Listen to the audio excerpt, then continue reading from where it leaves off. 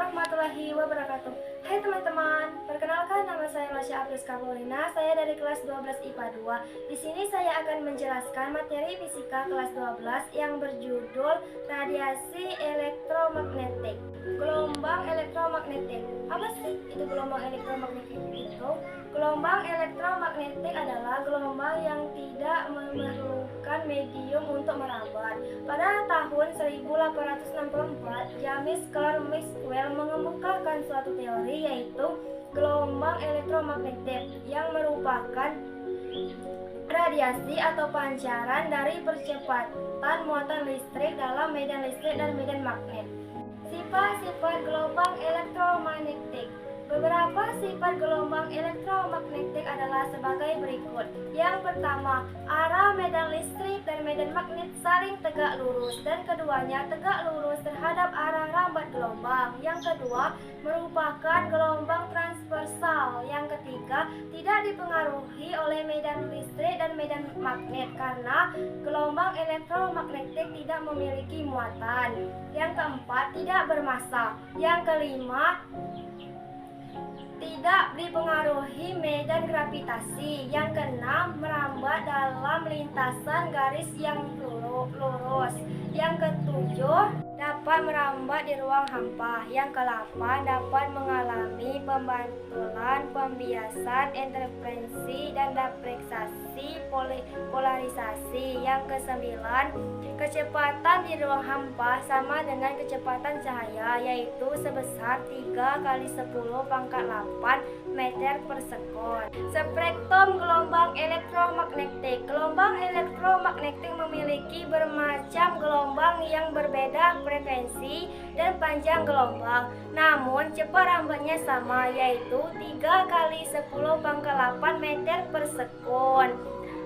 C sama dengan lambda kali F, atau lambda sama dengan C per F, di mana C sama dengan cepat rambat gelombang, lambda sama dengan panjang gelombang, F sama dengan frekuensi gelombang. Jadi, frekuensi dan panjang gelombang itu berbanding terbalik, di mana semakin besarnya frekuensi, maka semakin kecilnya panjang gelombangnya. Macam-macam gelombang elektromagnetik. Beberapa macam gelombang elektromagnetik adalah sebagai berikut. Yang pertama, gelombang radio. Gelombang radio pada umumnya digunakan pada perangkat elektronik seperti radio, handphone, dan televisi. Gelombang radio ini dihasilkan dari muatan-muatan listrik yang bergetar dan dipercepat melalui kawat penghantar. Ada dua jenis sistem modulus untuk membawa informasi yang berbentuk suara melalui gelombang radio, yaitu amplitudo modulus dan frekuensi modulus. Gelombang radio memiliki ciri-ciri sebagai berikut. Yang pertama, memiliki frekuensi pada rentan 10 pangkat 4 sampai 10 pangkat 9 Hz. Dan yang kedua, memiliki panjang gelombang yang paling besar, yaitu 10 pangkat -3 meter. Dan yang ketiga, digunakan untuk mentransmisikan sinyal jarak yang sangat jauh. Gelombang radio memiliki banyak manfaat dalam kehidupan sehari-hari, yaitu seperti yang pertama, pengiriman pesan kapal selam. Yang kedua, transmisi jarak jauh. Yang ketiga, siaran radio komersial. Yang keempat, komunikasi pesawat dan kapal. Yang kelima, siaran televisi. Yang kedua, gelombang mikro. Gelombang mikro merupakan gelombang elektromagnetik yang mempunyai panjang 1 mm sampai 1 meter dan memiliki frekuensi yang super tinggi, yaitu 300 MHz sampai 300 GHz. Gelombang ini dihasilkan oleh alat magnetron dan klistron. Jika makanan menyerap radiasi gelombang mikro, maka makanan akan panas dan matang dalam waktu yang singkat. Gelombang mikro memiliki ciri-ciri sebagai berikut. Memiliki frekuensi 300 MHz sampai 300 GHz. Yang kedua, memiliki panjang gelombang 1 mm sampai 1 meter. Yang ketiga, merambat pada bidang lurus. Yang keempat, dapat dapat mendeteksi keberadaan suatu objek atau digunakan sebagai radar. Yang kelima, memiliki efek panas. Ada juga manfaat gelombang mikro sebagai berikut. Yang pertama, komunikasi radar untuk mendeteksi suatu objek, memadu pendaratan pesawat, membantu pengamatan kapal dan pesawat terbang jika pada malam hari atau cuaca buruk, serta memadu arah dan posisi yang tepat. Yang kedua, mengukur kedalaman laut. Yang ketiga, menganalisa struktur atomik dan molekul. Baiklah, yang ketiga adalah sinar inframerah. Dihasilkan oleh elektron yang bergetar akibat pemanasan. Intensitas sinar inframerah yang dipancarkan bergantung pada suhu dan warna benda. Sinar inframerah mempunyai rentan frekuensi antara 10⁻12 sampai 10⁻15 Hz. Sinar inframerah memiliki ciri-ciri sebagai berikut. Yang pertama, tidak dapat dilihat oleh manusia. Yang kedua, tidak dapat menembus materi yang tidak tembus pandang. Yang ketiga, tidak dapat ditimbulkan oleh komponen yang menghasilkan panas. Dan yang keempat, panjang gelombang pada inframerah memiliki hubungan yang berlawanan atau berbanding terbalik dengan suhu. Ada beberapa manfaat dari sinar inframerah di bidang kedokteran. Radiasi inframerah dimanfaatkan sebagai terapi medis, misalnya pada penyembuhan penyakit encok, cacar, dan terapi saraf. Di bidang elektronika, sinar inframerah dimanfaatkan pada remote control, peralatan elektronik seperti TV, AC, kipas angin, dan VCD. Selain itu, pemotretan berbagai wilayah di permukaan bumi dari satelit juga memanfaatkan teknologi sinar inframerah. Yang keempat, cahaya tampak. Cahaya tampak merupakan spektrum yang dapat dideteksi oleh indera penglihatan manusia. Sumber cahaya tampak misalnya lampu dan sinar matahari. Panjang gelombang cahaya tampak berkisaran antara 480 nanometer sampai 700 nanometer.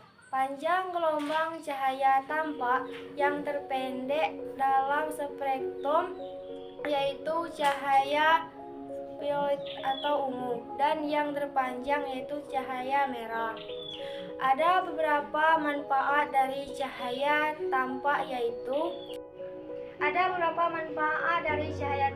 misalnya penggunaan laser dalam berbagai bidang. Yang pertama, sinar laser yang digunakan pada bidang telekomunikasi untuk menyiarkan suara, gambar, atau sinyal melalui serat optik. Yang kedua, sinar laser digunakan dalam bidang kedokteran untuk mendiagnosis penyakit. Yang ketiga, di bidang industri, sinar laser digunakan untuk mengelas atau memotong lembangan baja.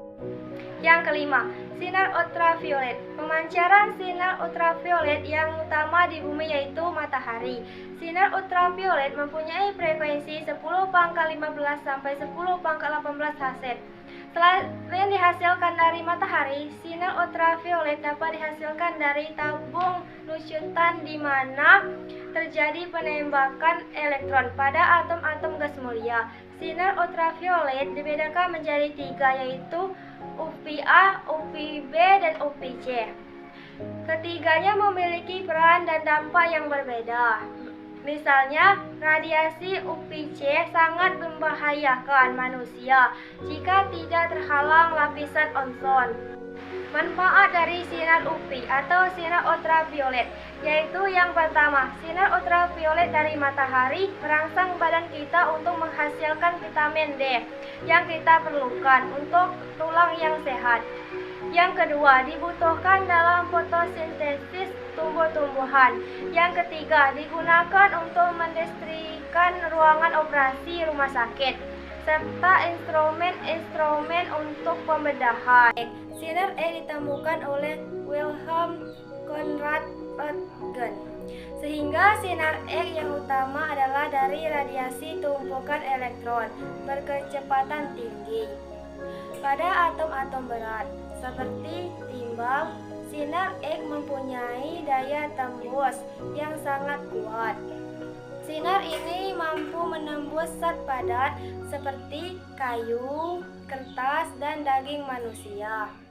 Sifat-sifat sinar X. Yang pertama, tidak dapat dilihat oleh mata, bergerak dalam lintasan yang lurus, dan dapat mempengaruhi film fotografi sama seperti cahaya tampak. Yang kedua, daya tembusnya lebih tinggi daripada cahaya tampak dan dapat menembus tubuh manusia, kayu, serta berbagai lapisan logam tebal. Manfaat sinar X. Ada beberapa manfaat sinar X, yaitu yang pertama dalam bidang kedokteran. Untuk memotret kedudukan tulang, mengidentifikasi jantung, dan organ-organ dalam tubuh. Namun, pemeriksaan organ tubuh dengan sinar X tidak boleh terlalu lama karena dapat memusnahkan sel-sel dalam tubuh, merubah struktur genetik suatu sel, penyakit kanker darah, serta kesan-kesan buruk seperti rambut rontok, kulit menjadi merah, dan berbisul. Yang kedua, dalam bidang industri, sinar X dimanfaatkan, namun menganalisis struktur kristal. Yang ketujuh, sinar gamma. Sinar gamma merupakan radiasi gelombang elektromagnetik yang diproduksi oleh peristiwa radioaktivitas. Sinar ini memiliki daya tembus yang sangat besar, bahkan mampu menembus logam. Oleh karena itu, sinar ini sangat berbahaya dan dapat membunuh sel hidup. Ciri-ciri sinar gamma yaitu yang pertama, memiliki frekuensi yang paling tinggi antara 10⁻20 sampai 10⁻28 Hz. Yang kedua, daya tembusnya sangat besar hingga dapat menembus logam. Yang ketiga, memiliki panjang gelombang paling kecil yaitu 10⁻12 m. Yang keempat, dihasilkan dari peristiwa peluluhan radioaktif atau inti atom yang tidak stabil. Manfaatnya yang pertama dalam bidang industri, yaitu digunakan untuk meneliti struktur logam.